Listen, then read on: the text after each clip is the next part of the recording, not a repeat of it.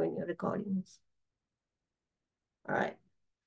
Okay, everyone, again, thank you for joining USDA NIFA today. I certainly appreciate your time on a summer, probably a field day or a busy lab day, but thanks for joining for this 1890 Technical Assistance webinar, which is the capacity building program for teaching, research, and extension capacity, right?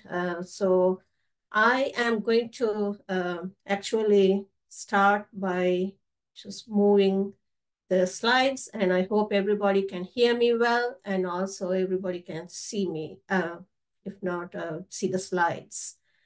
So my name is Rosanna Maru. I am the National Program Leader for 1890 Capacity Building Program. I'm going to introduce the team. With me joining is our Program Specialist, Dave Wagner. So today we are going to actually direct you to some of the RFA related materials, and you are probably ready to prepare your application for the 1890 capacity building program. So some guidance for you to prepare this application and go over some of the criteria which are necessary for submission, evaluation, and so on. First of all, I really want to go over the overview of the talk. So first, I'm going to talk a little bit about the meeting logistics. And then I introduce the capacity building program team, which is the program team. And then I'll move on to the introduction of the USDA NIFA, and then talk a little bit about the introduction of the 1890 capacity building programs RFA, which was recently published June the 6th. And then I'll highlight some of this key information related to the RFA, which are very essential for you to prepare your application. And I'll go over some eligibility requirements, application and submission methods, application evaluation criteria, which is very important for you to focus when you are trying to prepare your application. Then go over some very important highlights again as a reminder, and share some of the contact information for program as well as the award management team, which is joining us here. You could see them on the screen. And I also going to talk a little bit about the USDA NIFA's non-discrimination statement and open up the forum for you to ask your questions and share your comments. Again, it's a great pleasure for great pleasure to do this technical assistance webinar with you. So first of all, the meeting logistics. So this session is being recorded. So please, if you have the microphone accessibility, keep your microphone muted, and also minimize the chat box. And there will be a Q&A session towards the end. So you can type your Q&A, questions on that Q&A box if you'll be able to have an access on that. And you can submit questions via chat. If I'm not sure whether the chat function is not working, just use the Q&A box. Dave will keep an eye on the Q&A, and then, the chats coming in, and then we will handle one by one towards the end of the session. If you have any practical issues with the Zoom, so there's any technical issues, there's a number for you to call and look into the option 2. So this particular recording and the slides will be available once it's cleared from our communication department. So we will post this on the 1890 Capacity Building Grants Program RFA Technical Assistance link here. You will be able to access this once those posted for access to public. So again, I just want to introduce, I'm the National Program Leader. I'm actually managing this particular program, 1890 Capacity Building Grants, as well as 1890 Facilities Grants, alongside with Program Specialist, Dave. Would you like to introduce yourself? Sure. Good afternoon, everybody. Like Rosanna, I also serve on the 1890 facilities program. I apologize if there is an echo.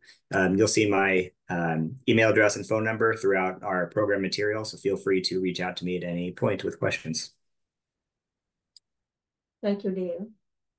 So I'm going to move on to, introducing a little bit about the National Institute of Food and Agriculture, which is NIFA, right? So who are we and what we do? So NIFA is the lead federal agency, which is providing this extramural funding for food and agriculture science in the USDA agency, right?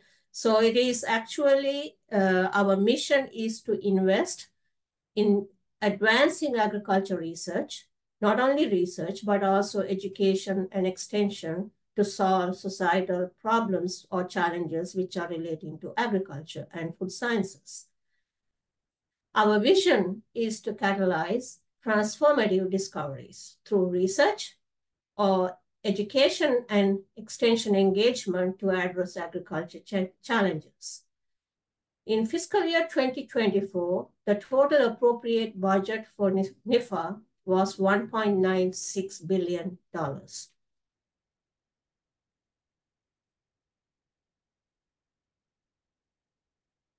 So in NIFA, actually, there are so many variety of different topics are covered, which are relating to food and agriculture, but it can be ranging from advanced technologies, which are seeking into bioenergy, biotechnology, as well as nanotechnology. Well, these are some of the examples of where the NIFA funding is going into natural resources, covering into environment and forest land and grassland. It's also plant production, plant protection, animal production, animal protection, food science, and you could see a myriad of different aspects of research, education, extension programs are covered. So 1890 capacity building program is under this education component where the minority serving institutions are coming in. So we are located in the Division of Community and Education in the Institute of Youth, Family, and Community. And if you are aware of the NIFA programs, the AFRI program, which is also known as Agriculture and Food Research Initiative, is the flagship program for this institute. I mean, it's for this agency. And there's a variety of different eligibility for 1890 institutions to seek funding through this AFRI programs as well.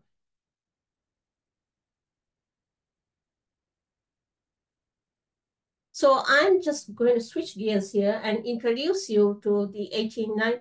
Did I think I skipped something? Hold on. I'm good. So 1890 Institutions Teaching Research and Extension Capacity Building Program, walking you through the different legislative requirements and some other aspects of it. So the CBG, I'm going to call it hereafter as a CBG, is coming under legislative authority of the NAREPTA, which was a policy act enacted in 1977, which allowed the appropriation made available for 1890 capacity building programs. However, some modifications made and in the Food Conservation Energy Act of 2008, which allowed the authority to lead this funding to give into the research, teaching, and extension. So CBG has three major goals. The first goal is, and you would see throughout my slides, here are the little yellow boxes showing the RFA page. And if you wanted to take a note of that, that would be helpful for you if you want to seek this information later. So the first CBG goal is to advance the cultural diversity of the food and agriculture science. How are we going to do that? By funding programs which attract and educate students who are underrepresented in the food and agriculture sciences. At the same time, CBG also promote the linkages among 1890 institutions with other institutions, such as 1860 institutions, tribal colleges, Hispanic serving institutions, federal agencies. It could be other USDA agencies or it could be a NIH or NSF or any other federal agencies, as well as the private industry. The third objective is to enhance and strengthen the quality of teaching, education, research, and extension program at the 1890 institutions. So these institutions can serve as a full partner in contributing to the U.S. food and agriculture science related challenges.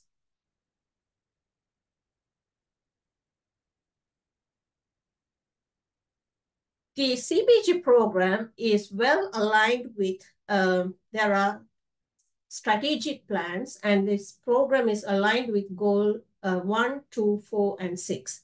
What are those goals? It is basically, goal 1 is to combat climate change, to support America's working lands, natural resources, and communities.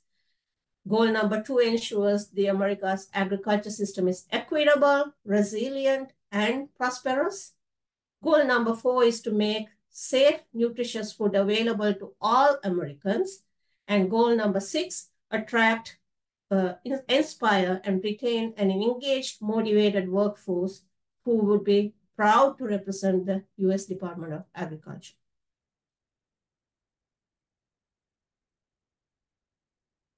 Now, alongside of the strategic plan of the USDA, the CBG program also aligned with the following USDA science and research strategy, which was published in 2023, goes up to 2026 priorities. There are 5 priorities which are promoted through this program. Priority number 1 is to accelerate innovative technologies and practices. Priority number 2 is to driving climate smart solutions, which we are currently facing a lot of issues with climate change. Priority number 3 is to bolstering the nutrition security and health. Priority number 4 for cultivating resilient ecosystem. And priority number 5 is translating research into action. So with that, I am going to, with that little background information, I'm going to share some of the key information related to RFA. Now, you could download the RFA, which is available in the USDA-NIFA website for more information, details, everything. You could go ahead and download this RFA, and you probably already did it. And I wanted to really emphasize, since we published the RFA on June 6th, there was a modification published on June 25th. The modification was a little bit of a difference from the original announcement, only in a particular area, and you will be able to see where that modification is, because the edits are indicated using the track changes and a red font in the modification. So the public or the potential applicants can identify these changes and accordingly prepare your application. And it only refined the language of the facilities and acquiring building. And that's the only change that has been modified. Now, the key information about the fiscal year 2024 RFA. Very important thing for you to remember is the application deadline. The deadline is August 6th, 2024. August 6th, 2024 at 5 p.m. Eastern. It's 5 p.m. Eastern. The other important thing is necessary for you to know is the assistant listing number. Probably formerly you may be aware of the CFDA number. So the assistance listing number for this program is 10.216. There are 3 program codes available for this program award program. There's a research program, which is EQ, and the teaching or education is EP, and extension program is EWE. And the other important thing for you to know when you are trying to prepare and apply for this program is the funding opportunity number, which is USDA-NIFA-CBG-01814.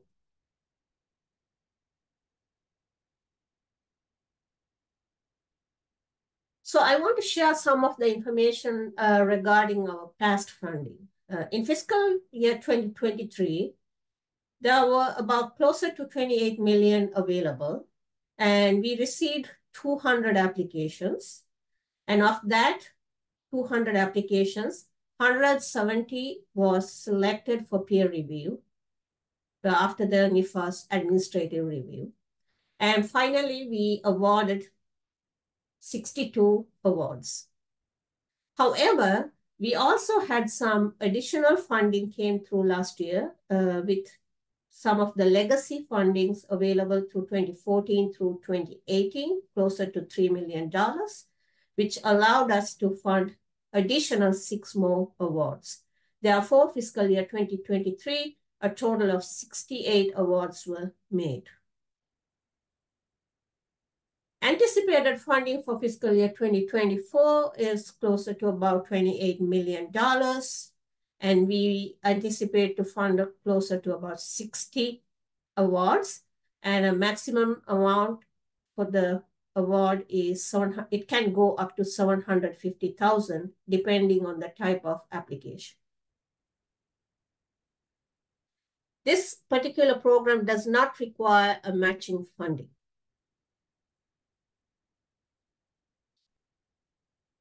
So for all applications, NIFA actually supports and encourages. These are few items. These are not priority areas or need areas. That's why I put it in a separate slide. So these are some of the encouragement include into your application. First one is to consider about global engagement. When it comes to global engagement, always think about advancing U.S. agriculture goals, but how we can actually harmonizing or actually harnessing the international partners and using some of their innovative research outputs or maybe some marketing to improve the U.S. agriculture.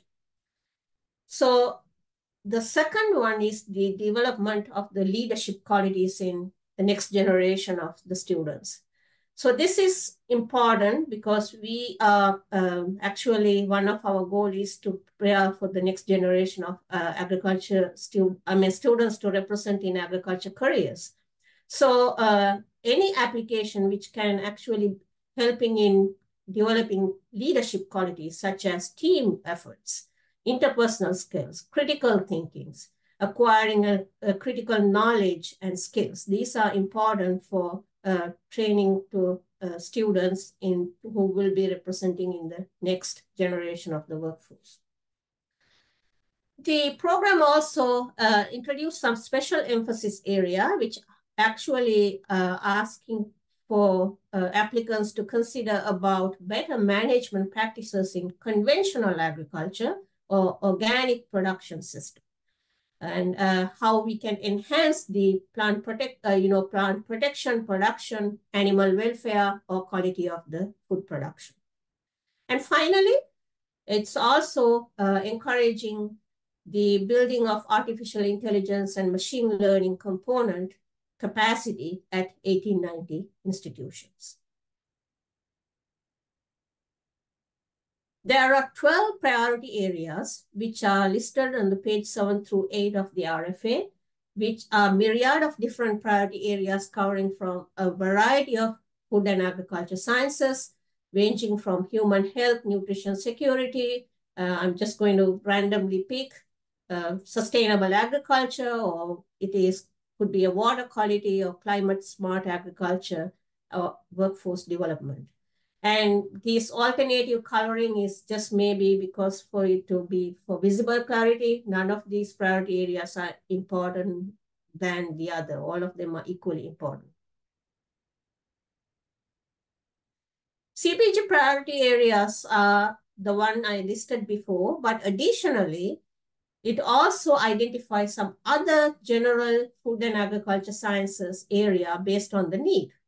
Based on some local, regional, or national need, maybe there are some emerging problems. The priority area could be aligned with the USDA goals, then innovative applications in teaching education, research, or extension are encouraged. So these could be some emerging issues, such as like now in the news about avian influenza, which is also affecting the dairy cows, or maybe minimizing food waste. Some of these are innovative, some of these areas which are very important emerging issues and can be incorporated within the means of the USDA-NIFA goals. And there are different grant types available. I'm going to go, actually 3 of them. I'm going to go one by one. If you look at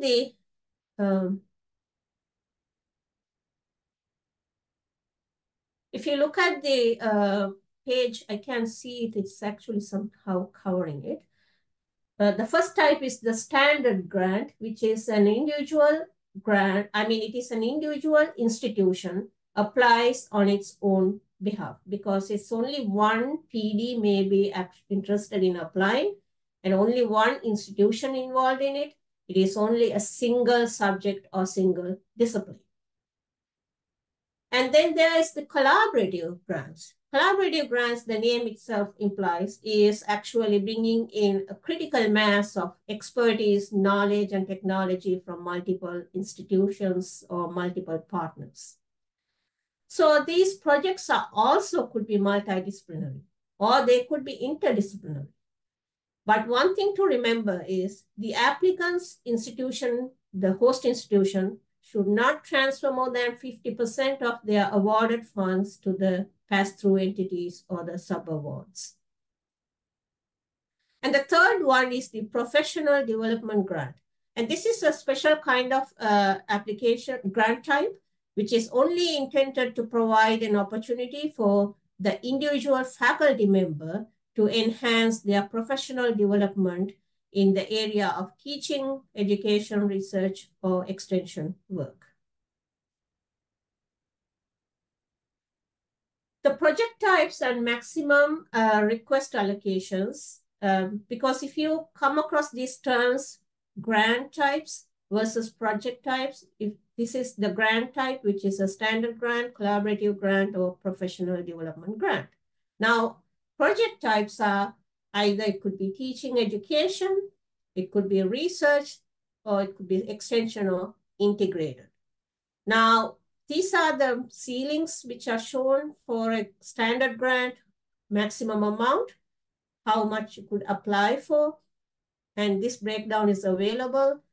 I'm going to talk a little bit about the integrated type of project, but one thing I want to remind is, in addition to the type of standard or collaborative or project you are applying, if you are focusing on adding any artificial intelligence or machine learning component, then you may request additional $150,000 on top of that indicated ceiling.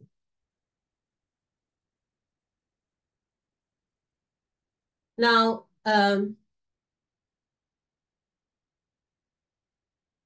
what is an integrated project?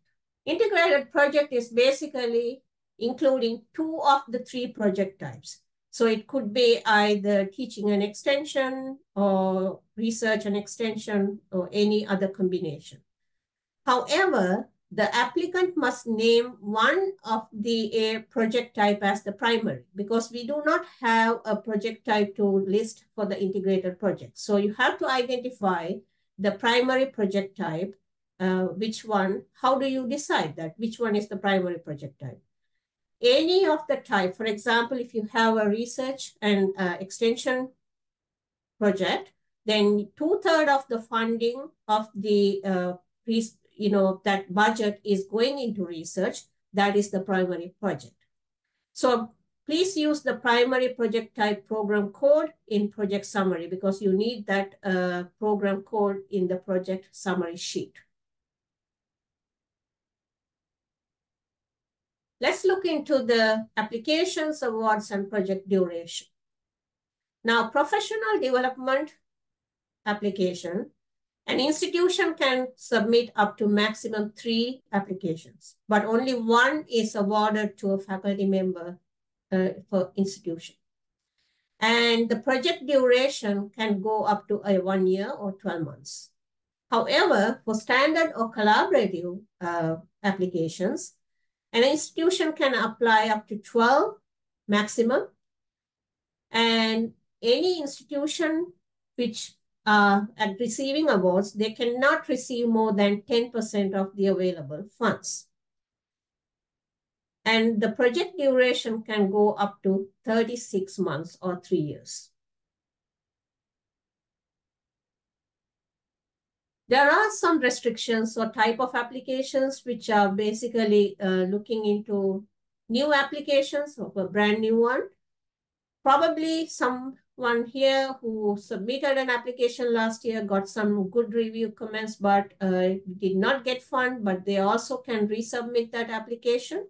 But they must include the response to previous review panel summary, 2 pages, for addressing all the questions which are the reviewers raised, and also modifying their project application accordingly.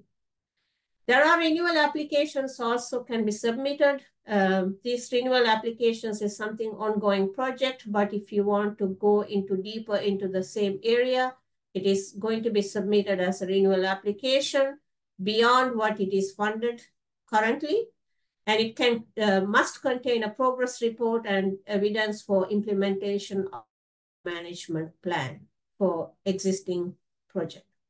Now, resubmitted or renewal application must include their NIFA assigned proposal number, which is you already got a NIFA assigned proposal number. So please include that in the application. There are some need areas. If you look into the page 10 to 13, each project type has its need area. I'm going to break it down into little summary sheets here. The teaching and education project type, such as like developing a new curriculum, or it may be actually enhancing the scientific instrumentation, which will enable hands-on experience for teaching, or it's developing a new instructional delivery system, or it may be a way to recruit students and retain students. These are some of the consideration you could think into a teaching or education application. If it is a research application, of course, you are welcome to submit both fundamental and applied research applications, which are looking into studies, experimentation in any food and agriculture sciences, as well as any centralized research support system. And the extension programs are again similar to what teaching could be, like developing a good extension delivery program method, or it could be a technology upgrade for extension, or it could be even a program development for supporting extension system. Now, the other thing applicant has to remember is the discipline code. Now, there are 48 discipline codes available in that RFA. So applicants have to identify primary discipline code. That is very important. And also they can go in to identify a secondary discipline code. Now, what is the importance of this discipline code? If the application is selected for peer review, using the discipline code, we actually select the matching reviewers. So the discipline code is very important to find the exact matching field, or maybe somewhat related to that, the reviewer, that where your application get a good review. So include a primary discipline code and also find out a secondary discipline code, which is more related to that. Now I'm going to switch gears here and talk a little bit about the eligibility requirement. First of all, institutions which are eligible to apply are the 19 of the 1890 land grant universities.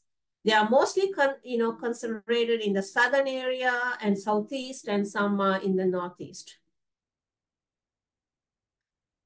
Now, also I want to emphasize some of the project director limitation.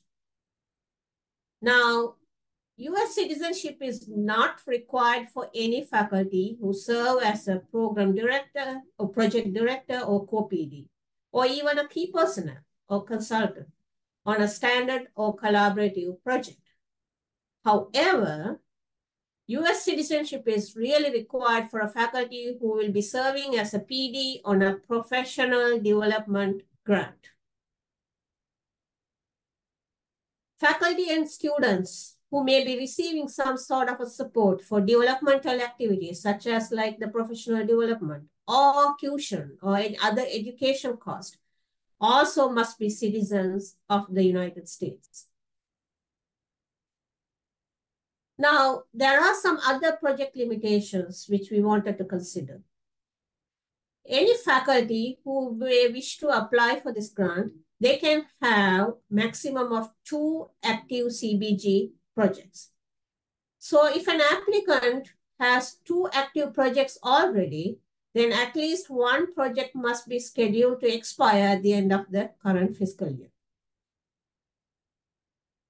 Given these limitations, faculty can submit multiple standard or collaborative applications. However, the limitations are clearly defined above, and also there are no limitation for any number of projects you might serve as a co-PD. You could serve as many as if feasible. However, do remember that key personnel may not commit more than 100% effort on concurrent projects. Now I'm going to talk a little bit about application and submission. Now these are the contents of the project narrative for all applications. These are actually some of the nutshell information. These are not into great detail, but please do refer to RFA pages 20 through 28, a detailed component of each of these larger headings. A cover page is required, which will not be counted towards your page limitation. Table of contents are required, or you may include that, and that's also not counted towards your pagination. But if you are submitting a resubmission from a previous year's application, responses to previous review is required. And then you could go ahead and talk about your application, the potential for building and strengthening capacity and advancing the quality of teaching, education, research, or extension in 1890 institutions. Talk about overall approach, methodology, experiments, design, statistical analysis. Who are you partnering with, your cooperative linkages, whether it's a federal agency or another 1890 partner or 1860 partner. And quality of your proposal is important. Also, it is important to identify the roles of project responsibilities and key personnel. The budget and cost effectiveness are important. And logic model is required for all applications except for the professional development one.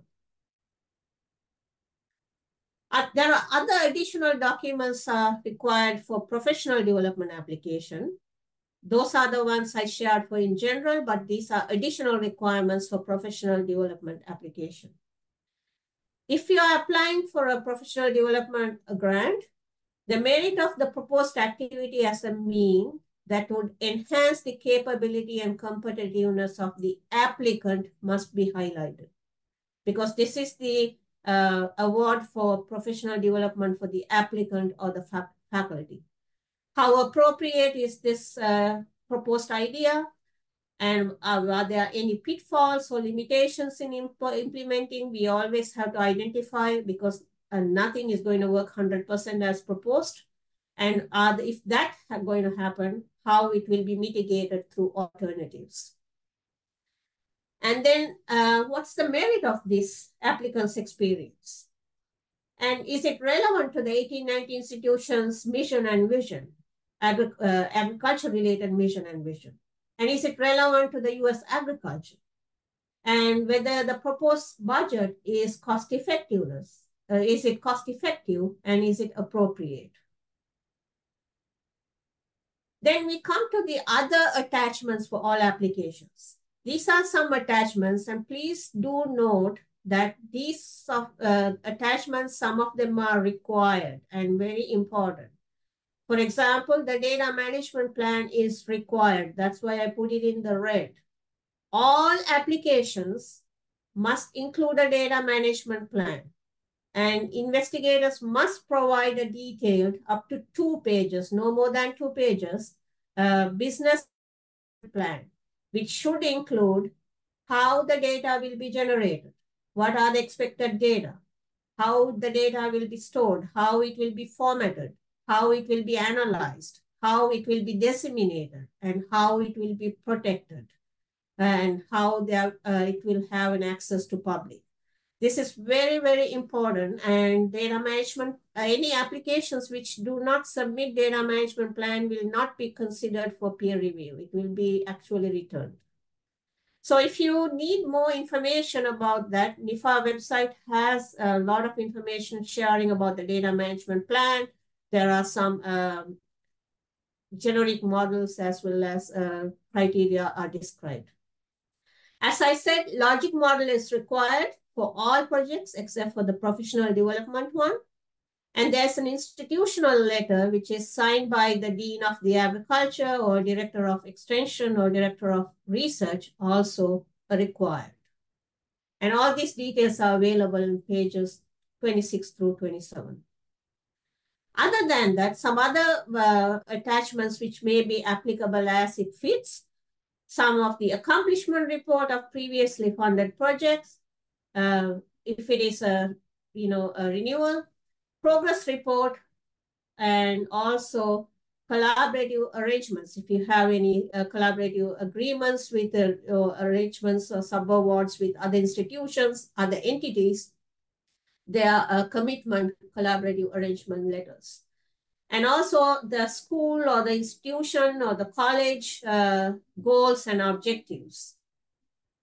What are the expected outcomes? There is a format already given. This is also important. The RFA has a standard format which identifies type of programs developed, types of extension or type of teaching or number of students who are trained, graduated or followed through.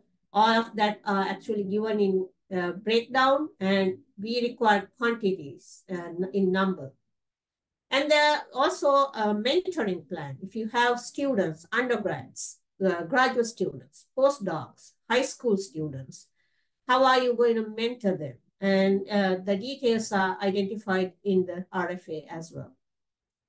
Additionally, professional development application also required a letter from the home institution, whether you are released to go into another entity where you are planning to get your developmental activities. And also, if that is the case, a letter from the host institution, they are willing to, give all the resources necessary to provide you with that kind of a training. And also a statement signed by the department head or equivalent for commitment of resources in host institution.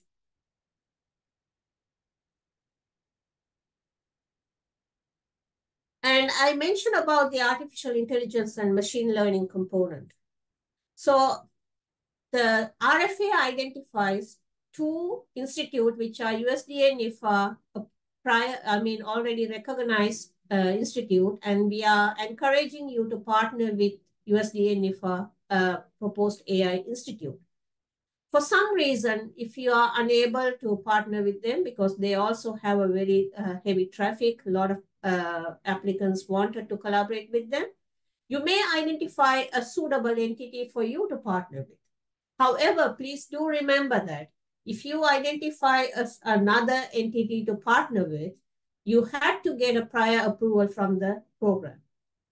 So an official request must be sent to me, National Program Leader, and Dale, Program Specialist, considering these documents. Who are you planning to partner with?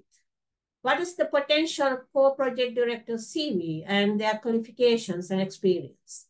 And what's the capacity of this collaborator to facilitate the work that would enhance the AI machine learning capacity at 1890 institution? And are they committed to serve? And and we need a commitment letter and any other applicable materials. And a reminder, AI machine learning component can actually request additional 150K. I also wanted to really emphasize the application details. This is very important for you to remember. The formatting requirements and the page limits. For all standard and collaborative agreements, grants, the project narrative should not go beyond 25 pages. This page limit will be strictly enforced. And this page limit can include about 1.5 spacing, line spacing, 1-inch margin in all 4 sides, Times New Roman letters and the font, but no smaller than size 11. So please don't try to make your font size 10 or make your line spacing 1 or margin 0.8 because we will be able to figure it out. So make sure to stick to these formatting requirements. And this includes all the text and figures and tables included in the narrative. For professional development applications, then the project narrative should not go beyond 8 pages. Same limitations as I said before for spacing, margin, and font size. And I really want to remind that any applications exceeding the page limitation will be returned without review.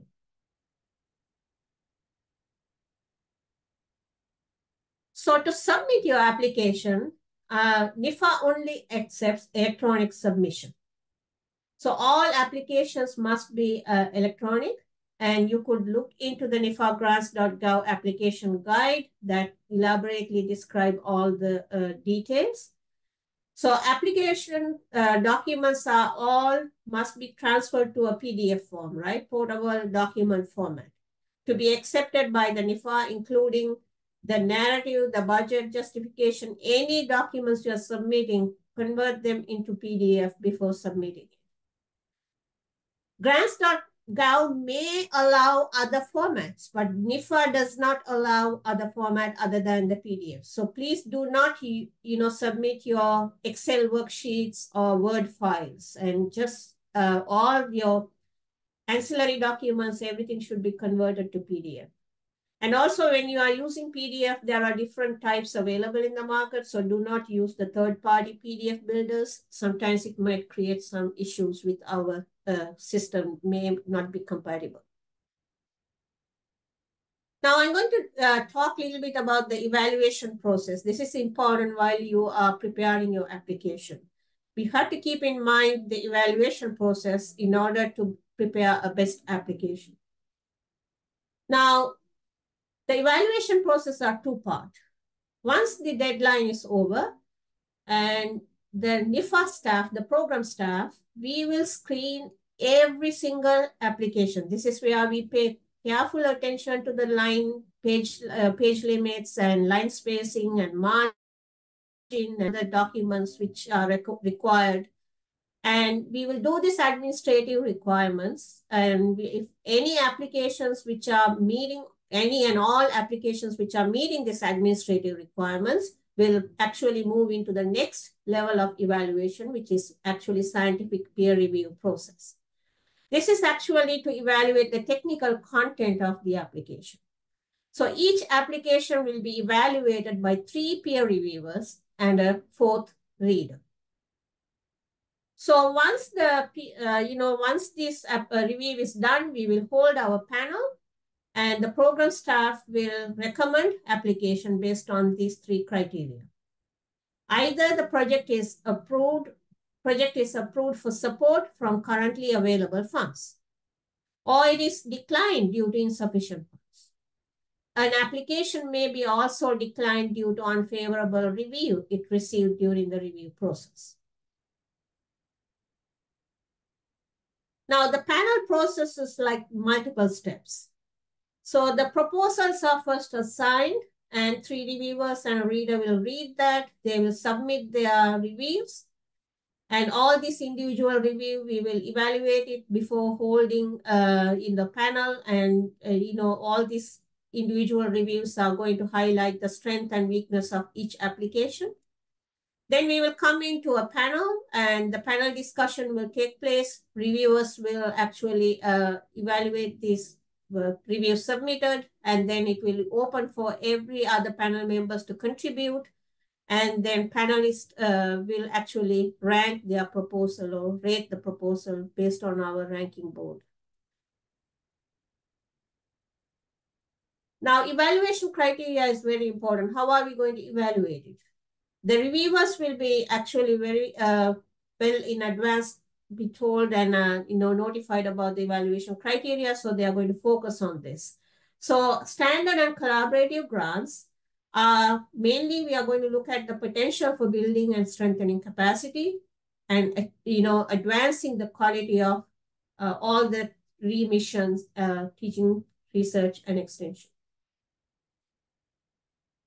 We also look into how the overall approach of it, whether there are good, strong collaborations are proposed, whether the data management plan is there, which is very important. As I said, any application which will not be included data management plan will not be considered.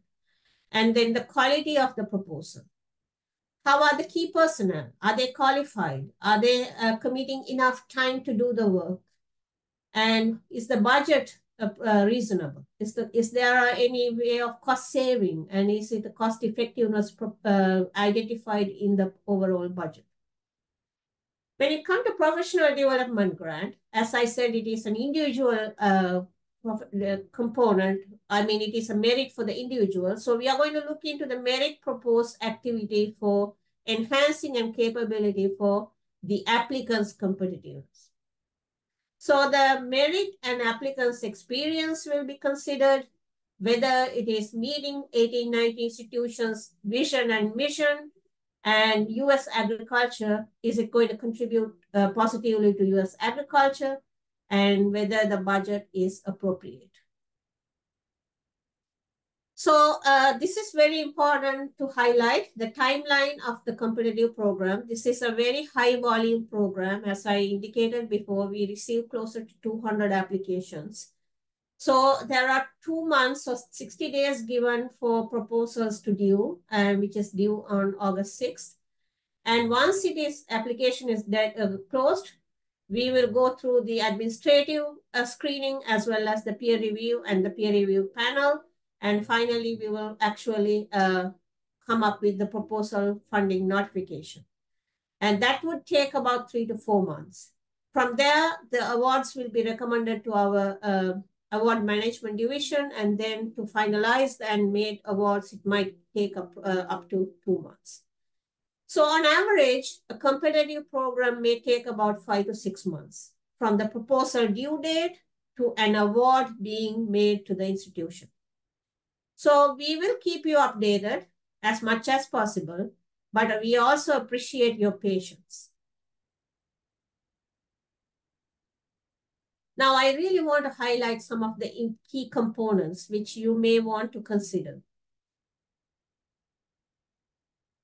When you have an RFA already available, if it is not, please download the RFA and read the RFA, reread the RFA, and reread the RFA. I don't know how many times. It is very important for you to get very familiar with the RFA.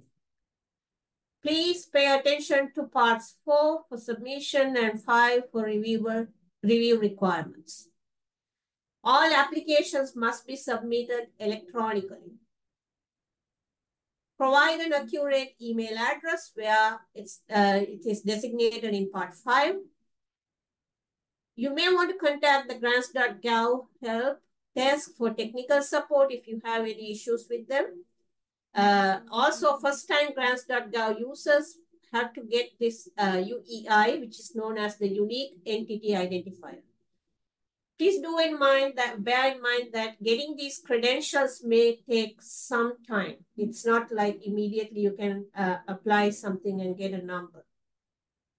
So especially if you are having an international collaborator and that institution does not have a UEI, you may want to get this actually figured out in the early part of the application before submitting it. And find a critic to read your proposal, the technical components, look into the budget and all the other necessary information.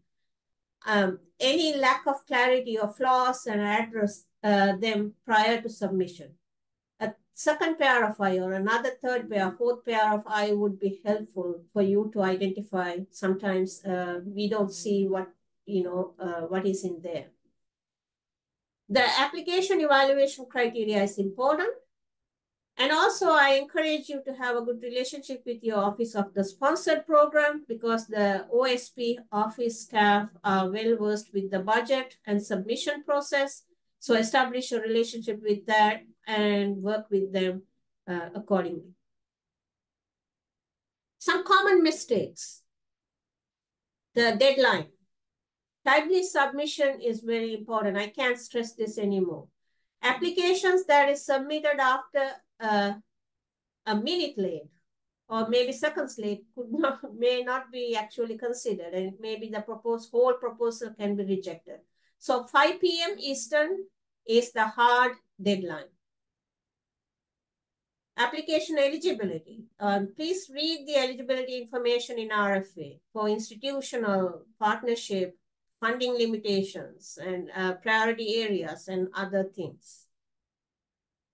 And budget request limitations. Of course, there are different project caps. So any budget cannot exceed this project caps.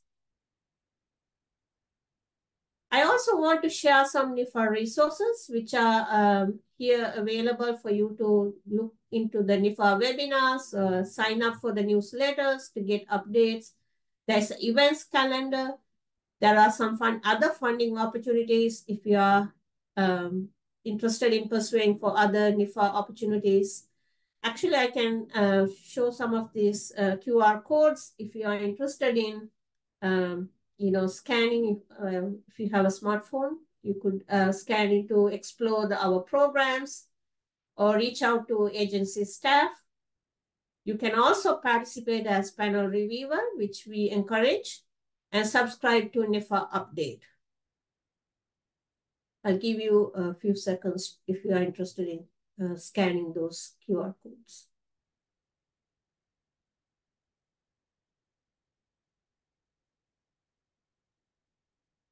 With that, I really want to encourage the participants here today. If you are not applying for the if you are not applying for the program this year, please volunteer to become a panelist. And if you scan here, you'll be able to get more information about how to become a panelist volunteer. There are some help desk resources. There are two types here. One is the green box shows the grants.gov support, and the pink is for the NIFA support. Grants.gov online support is a telephone line, which is a toll-free, or you can also call with this particular number. There's the email support. There's the iPortal self-service, which will walk you through to address some of these questions and some other information. Customer service is available 24/7 except for the federal holidays for the grants.gov.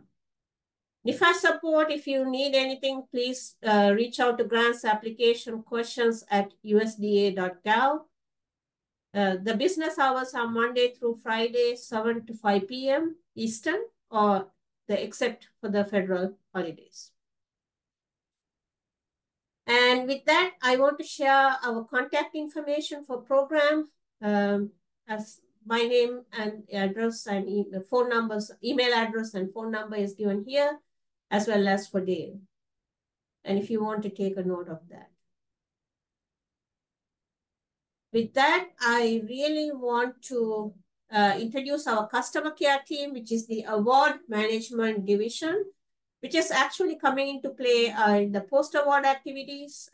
Once your applications are recommended for funding, these are the staff, our senior grant management specialist, Heather Daughtry, Doug Shenwise, the grant management specialist, as well as the other two grant management specialists are Mike Collier and Tom Leash. And with that, I will yield for you to introduce yourself and briefly introduce the institutions you are assigned to. Hi, my name is Heather Daughtery, and I am the Senior Grants Management Specialist from the Awards Management Division, and I oversee the 1890s competitive mini team. And as Rosanna mentioned, our team consists of Doug Schneewise, Mike Collier, and Tom Leach. And we will assist you with getting the grant award approved, and then once approved, we'll assist you through the life cycle of your grant award with anything that you may need. We each have a portion of the 1890s 19 institutions assigned to us, and I will go over the institutions that I'm over, and then I also will lead into Tom Leach because he's new to our team and he will be taking on some of our institutions that we're currently assigned. So I have South Carolina State, Tennessee State, Tuskegee University, University of Arkansas at Pine Bluffs, University of Maryland Eastern Shore, Virginia State, and West Virginia State. And of those, Tom is going to be, he's still adjusting and taking on some requests, but he'll eventually be taking them on as a whole. But he'll be taking over University of Maryland Eastern Shore, Virginia State, West Virginia State, and then he'll also be taking on one of Doug's and one of Mike's, which is Fort Valley State and Southern University. And with that, I will hand it over to Tom. Greetings. As stated, I'm fairly new with USDA NIFA, but I am not new to USDA rule development.